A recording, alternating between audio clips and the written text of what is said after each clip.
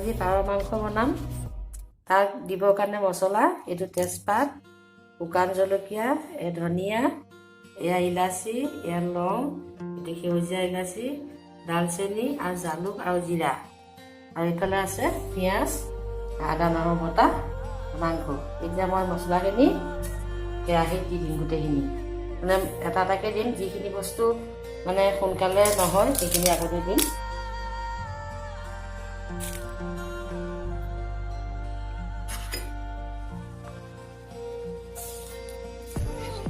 আৰু ইয়াৰে দুটা তেজপাত মই ইয়াত দি দিম।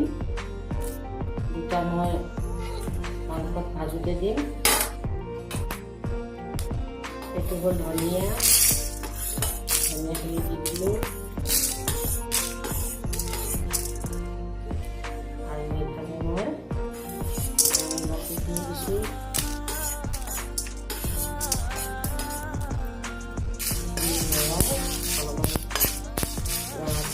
ভাজি ভাল লাগিব। তাৰপিছত মাছখিনি অলপ অলপ ফুটিব আৰম্ভ কৰিছে। তাৰপিছত জিৰা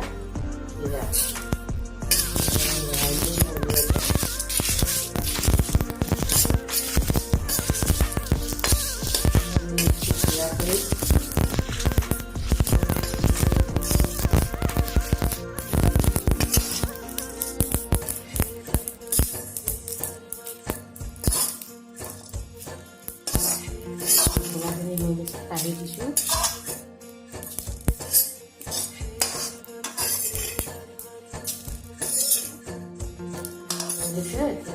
গোটা পিঁয়াজ দি দিলোঁ।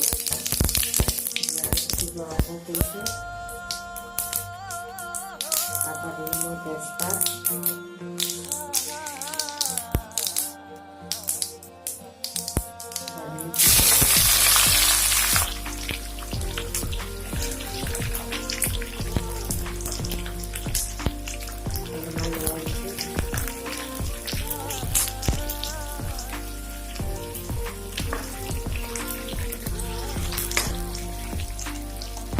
পিঁয়াজটো পিছত দি বনাম।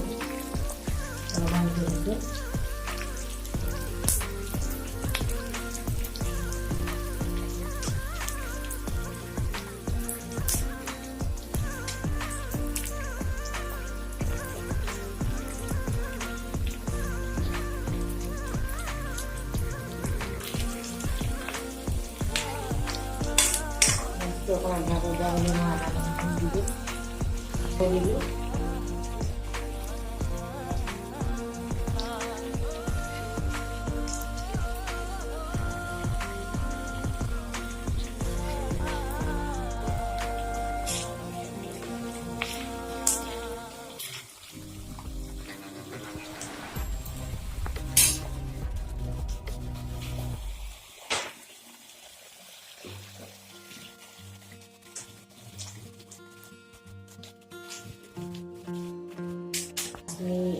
পাউডাৰ দি দিম।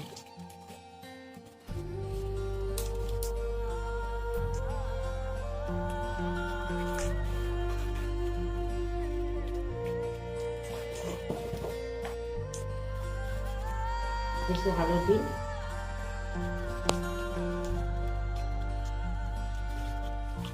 দিছোঁ নিমখ,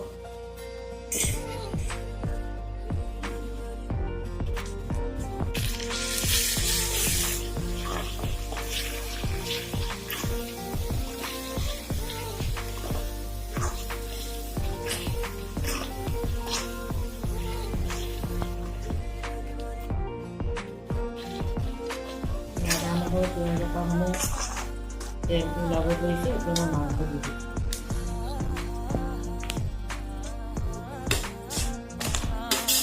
মাংসখিনি দি দিলোঁ।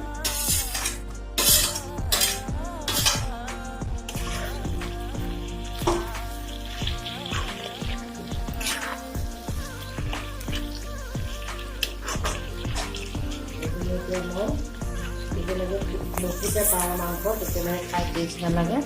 এতিয়া মই মাংসটো ঢাকি দিম। মাংস যেতিয়া ফুটিব ভাজি ভাজি কম জুইত, তেতিয়া মই মছলা ঢালিম। দি দিছোঁ।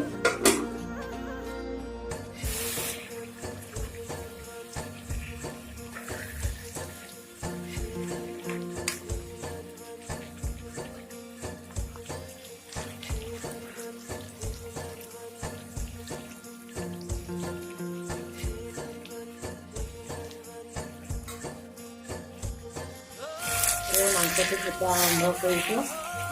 এতিয়া মই ইয়াত দি দিম আলু, কাটি থোৱা আলু।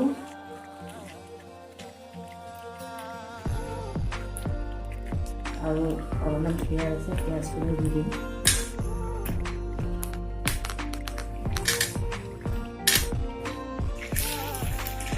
দিলোঁ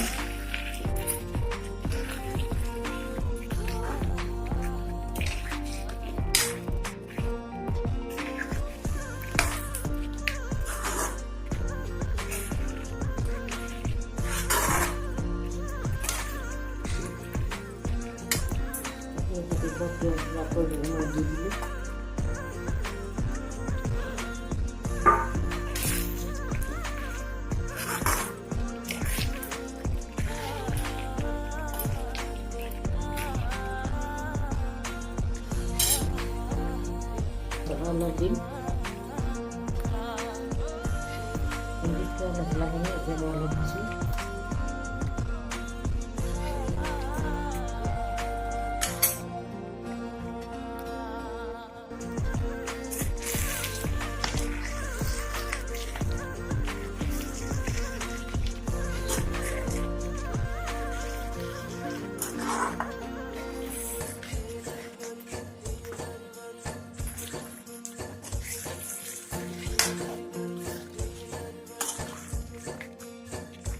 কাৰণে।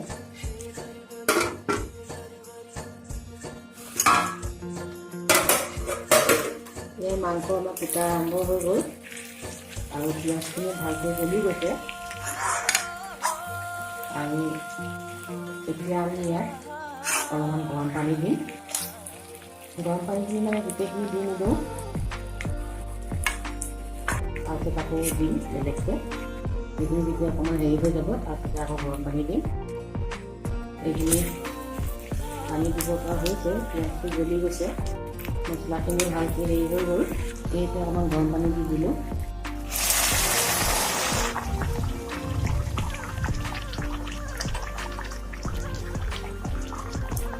এইখিনি অলপমান যেতিয়া হেৰি হ'ব তাৰপিছত আকৌ দিম। আলুটো ভালকৈ সিজিব। তাৰপিছত আমি 6জন মানুহৰ কাৰণে মানে এইখিনি বনাইছোঁ। তেতিয়া এইখিনি ভালকৈ হেৰি হ'লে গতিকে আৰম্ভ হৈ গ'ল গৰম পানী দিয়াৰ কাৰণে। এতিয়া মই ঢাকি দিম আৰু এতিয়া আকৌ পানী দিম মই অলপ পিছত। ঢাকি দিছোঁ।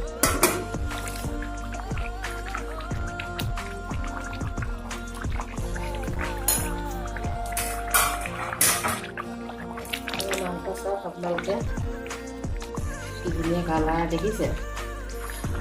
এইটো মানে আমি কিহৰ কাৰণে আজি বনাইছোঁ, ঠাণ্ডাত চবৰে চৰ্দি জ্বৰ কাহ, সেইকাৰণে জালুক বেছিকৈ দি গৰম মছলা, বিশেষকৈ এইটো ঘৰুৱা মছলা হয় গোটেইখিনি, পেকেট মছলা মই ইউজ কৰা নাই, খালি কাশ্মীৰী পাউডাৰ অকণমান দিছোঁ।